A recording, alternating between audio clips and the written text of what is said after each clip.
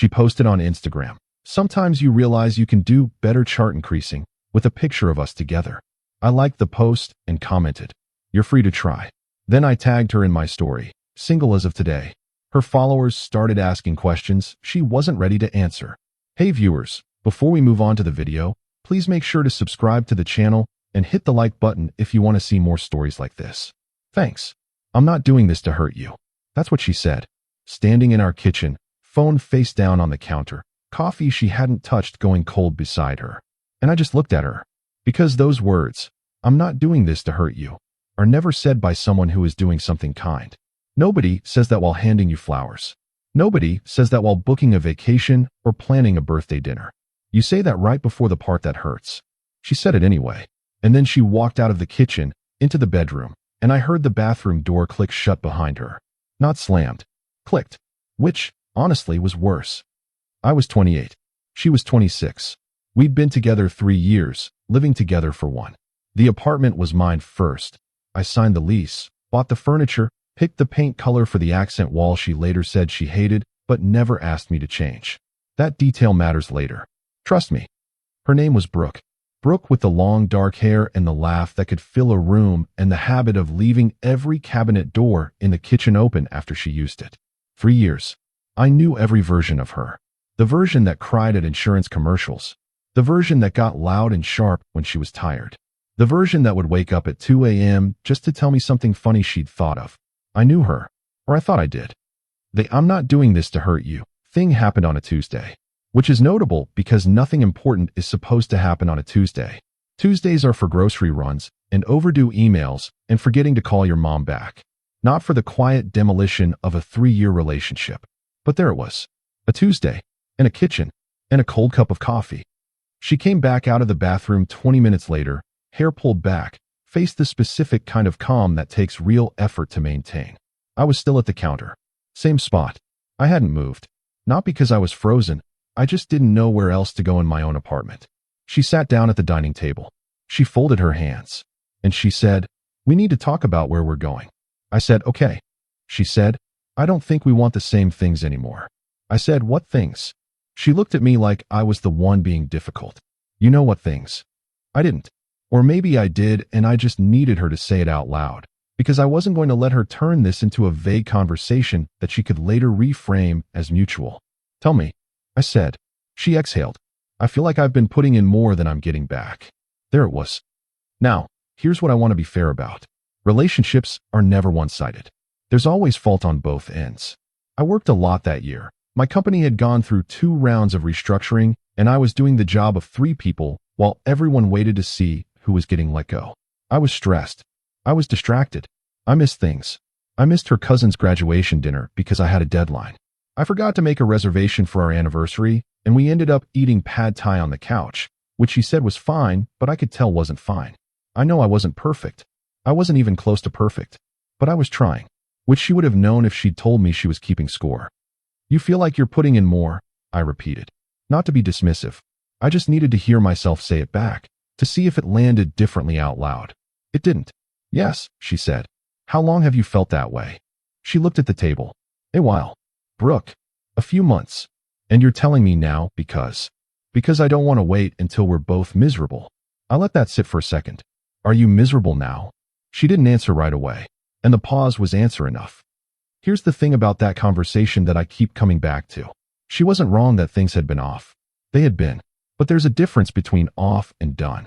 There's a difference between telling your partner, "Hey, I feel like we're drifting. Can we fix this?" and sitting down one Tuesday morning with folded hands and the face of someone who already made their decision 3 weeks ago and is now just delivering the news. That's what I felt sitting across from her. Like this wasn't a conversation. It was a press release. We went back and forth for maybe an hour. She talked about feeling unseen. I talked about the past year being brutal at work and not having the bandwidth I used to. She said bandwidth wasn't the issue. She said the issue was that I didn't seem to want to show up, not that I couldn't. That one landed. I won't pretend it didn't. I asked her what she actually wanted. She said she needed space to figure that out. I asked if space meant breaking up. She said, "I don't know. Maybe. I think we need a break." And I said, "A break is just a breakup with extra steps, Brooke." She looked at me. I looked at her. And then I said, So just tell me, are we done? She said, I think we might be. I didn't yell. I didn't throw anything. I didn't say something I'd regret. I stood up, went to the bedroom, grabbed my gym bag, packed it with whatever fit, and told her I was going to stay at my friend Carter's place for a few days while we both figured out next steps. She said, you don't have to leave. I said, one of us should. And I walked out. The door clicked behind me. Same sound as the bathroom earlier. Quiet. Controlled. Like the whole morning had been rehearsed, and we were both just hitting our marks. Carter is my best friend since college. He's the kind of person who lets you show up at 11 at night with a gym bag and a look on your face and just hands you a beer without asking anything until you're ready. I got to his place. He handed me a beer. I sat on his couch, and I said, I think Brooke and I just broke up. He said, I figured that was coming. I said, what? He said, not. I mean, not like I knew. She's been different lately. You've mentioned it. I had. I'd mentioned to him a few weeks before that something fell off, that Brooke seemed disconnected, like she was somewhere else even when she was right there. Carter had said, talk to her. I kept meaning to. I just never found the right time. Or maybe I was avoiding finding it because I didn't want to hear what she had to say. Some things you avoid not because you don't know they're coming, but because you know exactly what they are and you're not ready yet. That night, I lay on Carter's pull-out couch staring at the ceiling. Brooke texted at around midnight. I hope you're okay. I know that was hard. We can talk about logistics whenever you're ready. Logistics. 3 years. She called them logistics. I read the text 4 times. I didn't respond. The next 2 days at Carter's were quiet. I went to work. I came back. I ate whatever Carter was making. I didn't reach out to Brooke, and she didn't reach out to me beyond that first text. It felt like the calm before a storm. Except the storm had already hit, and what I was standing in was the aftermath. Still loud, just in a different way. On the 3rd day, Carter said, you should go back. Get your stuff sorted. Figure out what the living situation looks like. He was right. I went back to the apartment. Brooke was there. It was strange, being in my own place and feeling like a guest. She was sitting in the living room with her laptop. She closed it when I walked in. We did the thing where you both try to be civil and composed because neither of you wants to be the one who cracks first. We talked about the apartment. I said I'd stay, given the lease was mine. She said she'd start looking for a place. We agreed she'd stay until she found something.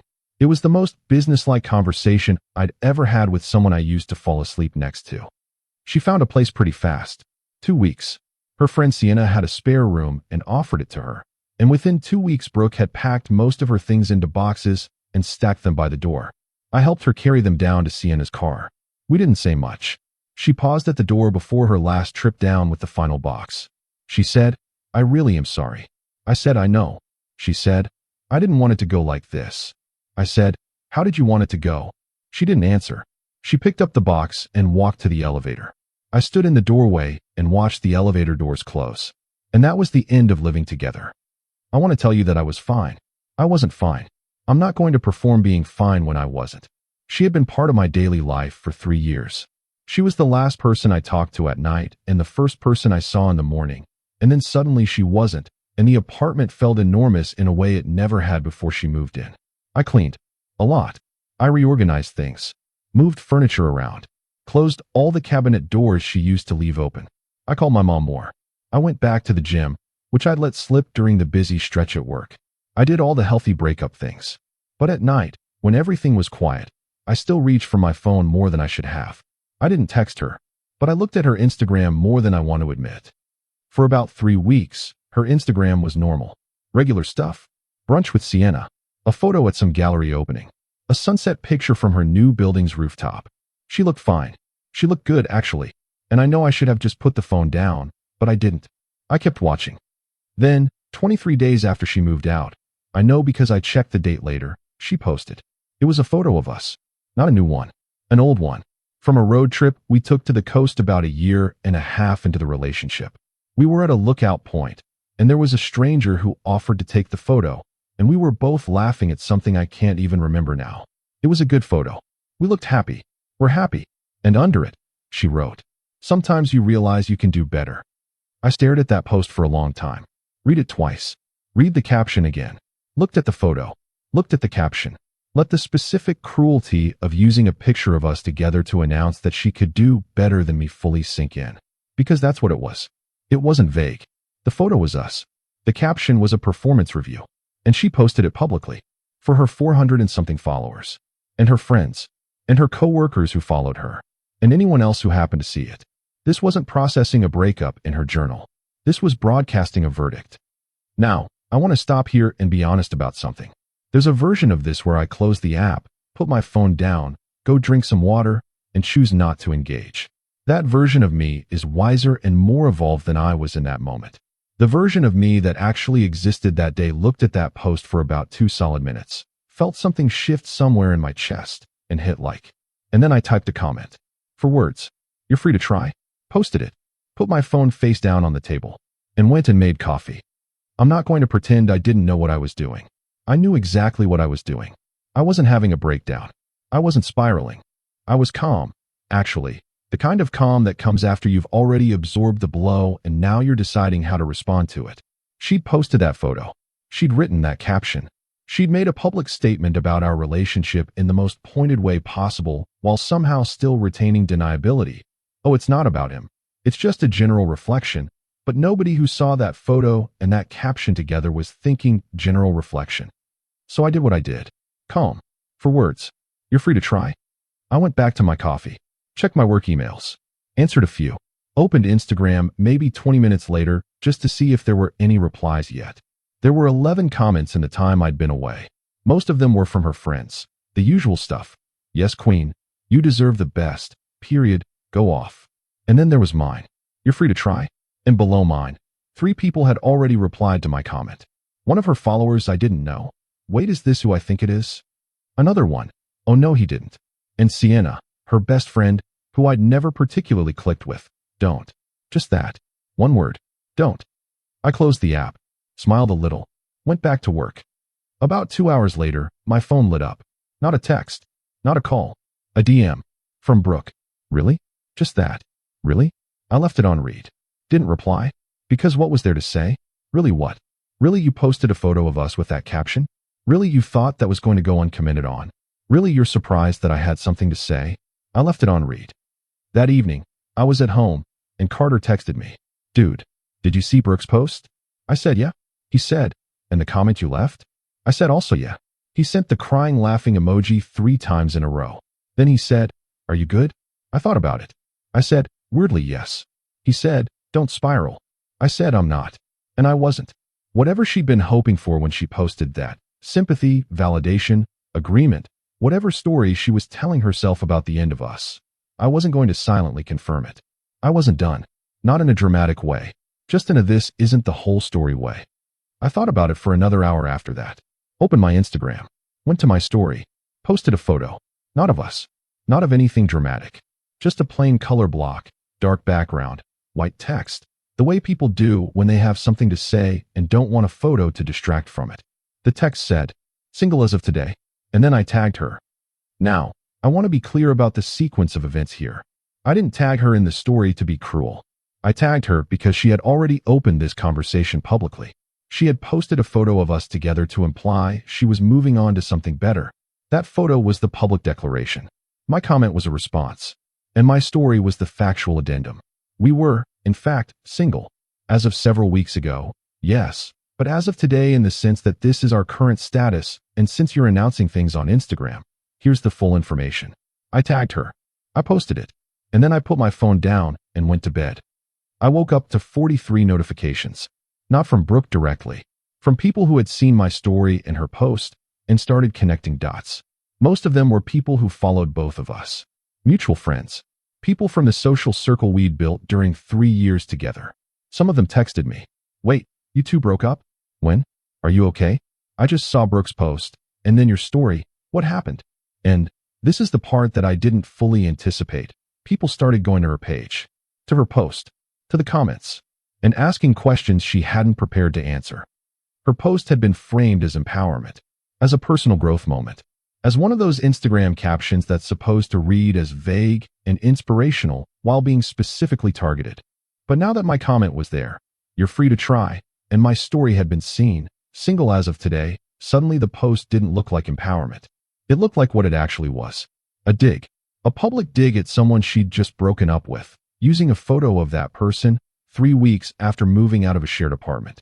and people noticed. I found out most of this secondhand through mutual friends. One of them, a woman named Haley who we'd both known since before we started dating, texted me that afternoon. She said, "I saw everything. I'm not going to take sides, but I do want to say, she's been getting some questions in her comments and she's not loving it." I said, "I figured." Haley said, "She deleted your comment." I said, "I saw." She said, "But screenshots are already out there." I said, "They usually are." Haley paused in the texting. I could see the 3 dots appear and disappear a few times before she finally sent, "Did you mean to cause a scene?" I thought about that. I said, "I meant to be honest." She said, "There's a difference." I said, "Is there?" She didn't answer that one. Brooke eventually called. Not that day. The day after. I let it ring once, then answered. She didn't say hello.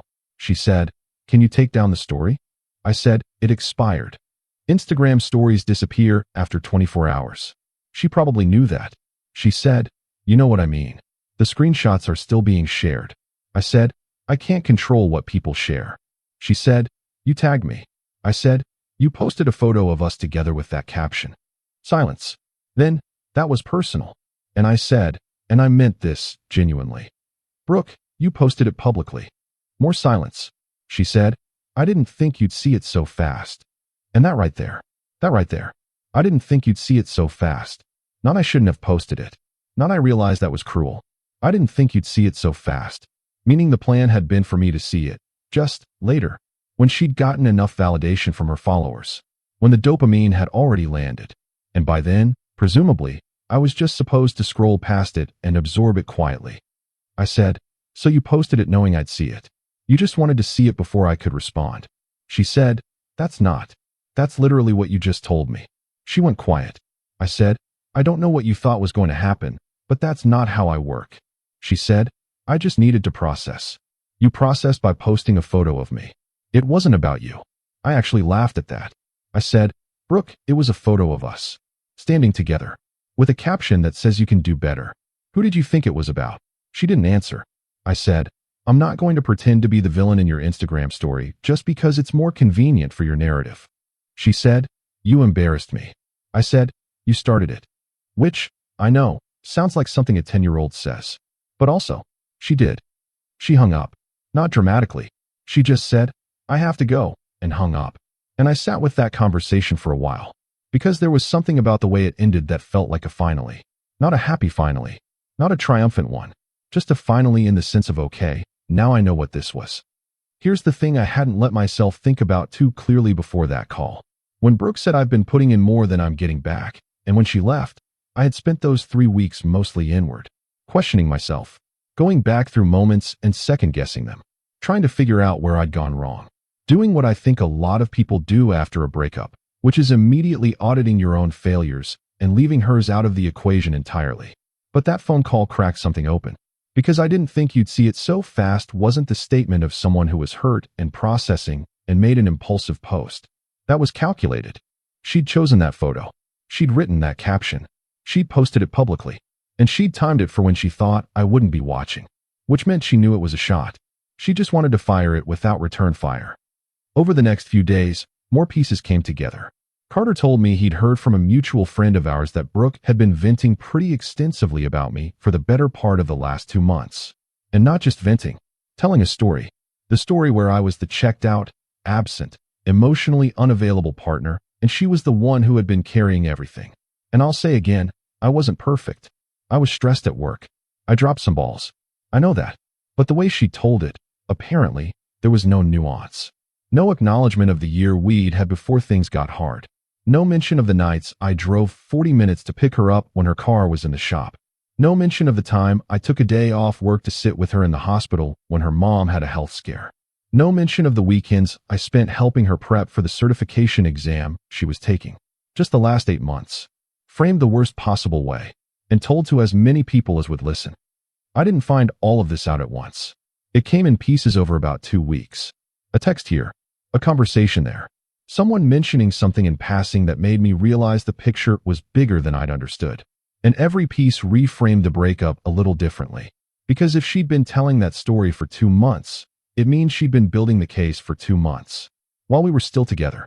While I was at work, stressed, trying to hold things together, she was backstage running a campaign I didn't know existed. That's the part that got to me. Not the Instagram post, honestly. Not even the "I didn't think you'd see it so fast." It was the 2 months. It was knowing that while I was in our apartment, in our relationship, trying, badly, imperfectly, but genuinely trying, she was already somewhere else in her head, already writing the ending, already casting herself as the one who finally woke up and knew she deserved better, and never once said any of it to me directly, not in a way that was meant to actually fix anything, just in a way that was meant to build a record. Haley called me about a week after the Instagram situation had settled down. She said, "Can I be honest with you about something?" I said, "Please." She said, "I've known Brooke for a long time, and I love her, but she does this thing where she processes outwardly, like she talks to everyone around her about her problems before she talks to the person causing them. And by the time she gets to the person, she's already made up her mind, and the conversation isn't really a conversation anymore." I said, "Yeah, I experienced that." Haley said, "She wasn't trying to be cruel. I genuinely believe that. But she's also not great at seeing how that feels from the other side." I said, "The Instagram post, though." Haley was quiet for a moment. Then she said, "That was a mistake. I think she knows that now." I said, "Did she say that?" Another pause. "Not exactly, but she took it down." I said, "After the damage was already done." Haley said, "Yeah." The post came down about 4 days after she put it up. No announcement. No explanation. It just disappeared. And the interesting thing about that is, I didn't feel satisfaction when I noticed it was gone. I thought I would, but I didn't. I just felt tired. A couple of weeks passed. Things quieted down. The mutual friends stopped texting about it. The comments on the now-deleted post were obviously irrelevant. My story had long since expired. Life moved on the way it always does, with or without you being ready. I went back to work full-time in my head, now that things at the company had stabilized. I started cooking again. Actual meals, not just whatever could be ready in 15 minutes. I called my mom every Sunday. I started sleeping normally again. About 6 weeks after everything, Brooke sent a text. Not a call. A text. It said, "I've been thinking about the way things ended. I don't think I handled it well. I'm sorry." I read it a few times. I sat with it, and I thought about what I wanted to say back. Because there were a lot of options. I could have been cold. I could have been gracious. I could have asked her to elaborate. I could have ignored it entirely. What I sent back was, "Thank you for saying that." That was it. She replied a minute later, "I know that probably doesn't fix anything."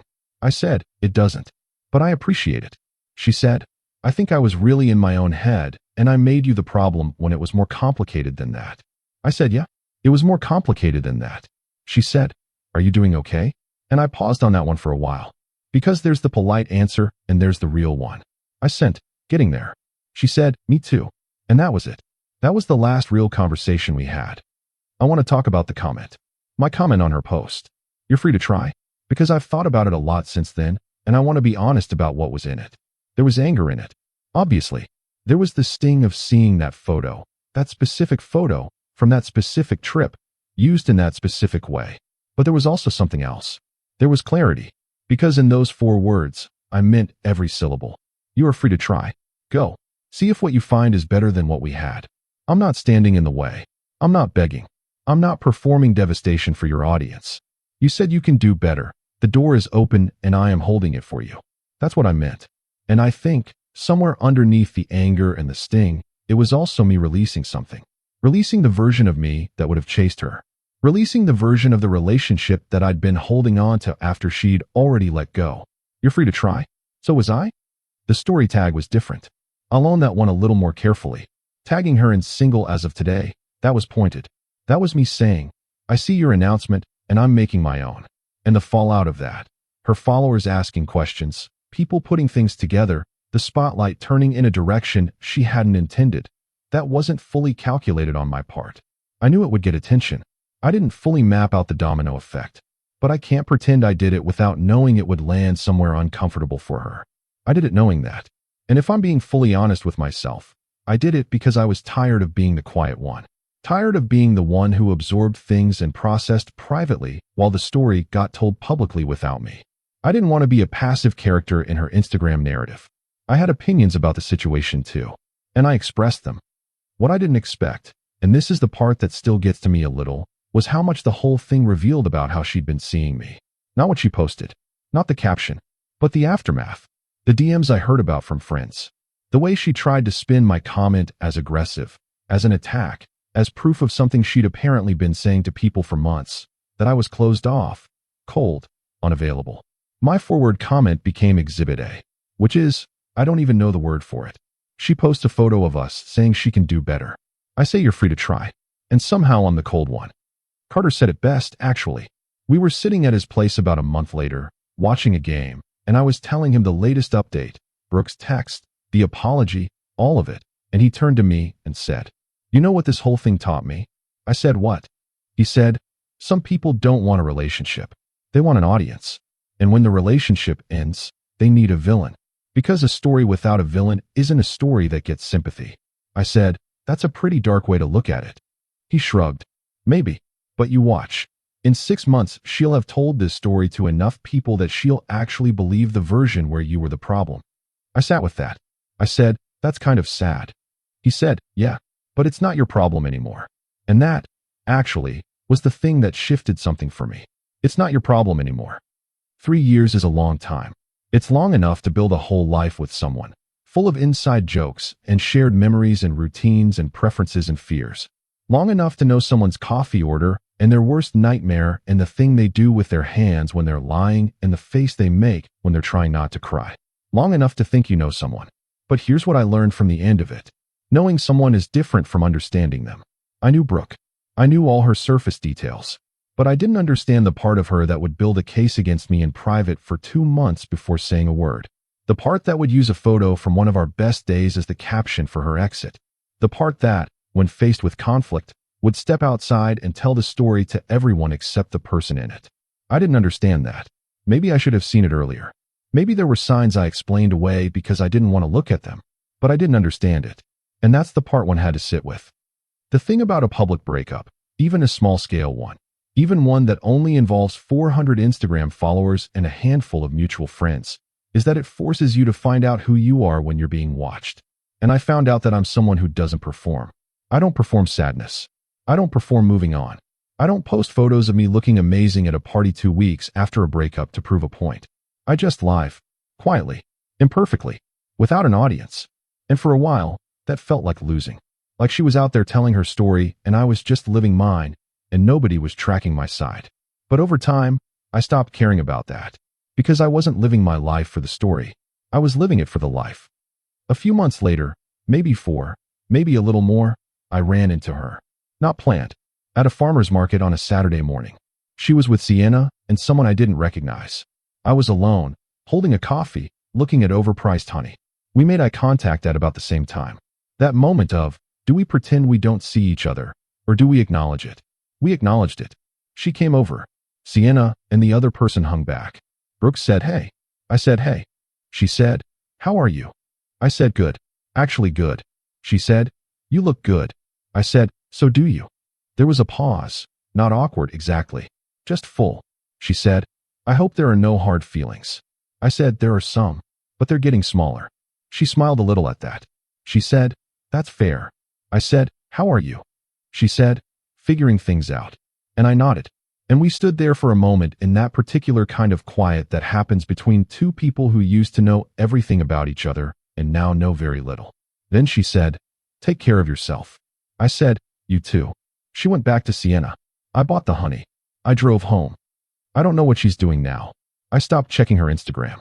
Not dramatically, not a big unfollow moment or anything. I just quietly stopped going there. Stopped looking. Stopped measuring my recovery against her highlight reel. Stopped waiting for some post that would tell me how she was really doing versus how she was presenting. I just stepped away. And it's quiet over there now. Good quiet.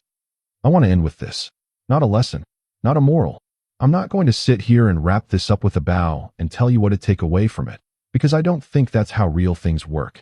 Real things are messy and layered and don't resolve into tidy conclusions. But here's what I know.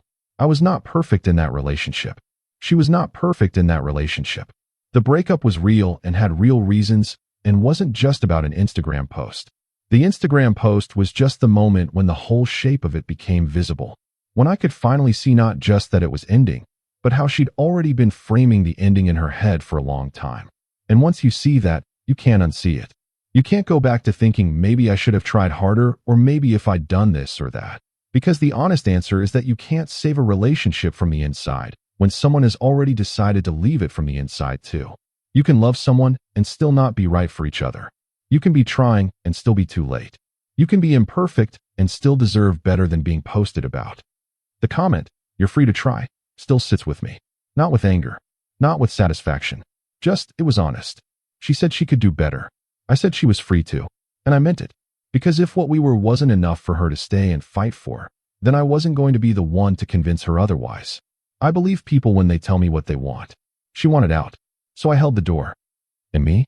I closed a cabinet door in my kitchen last week. Didn't think about it. Just reached up and closed it. And for a second, just a second, I thought about the version of things where someone still lived here and still left them open. And I felt something. Not grief. Not exactly. More like acknowledgement. Like pressing a finger to a bruise and noticing it doesn't hurt the way it used to. Still there. Just smaller. That's where I am. That's the whole story. Not a victory. Not a disaster. Just a thing that happened, and a person who went through it, and a life that kept going on the other side. I'm okay. Actually okay. Not performing okay. Just okay. And for now, that's more than enough.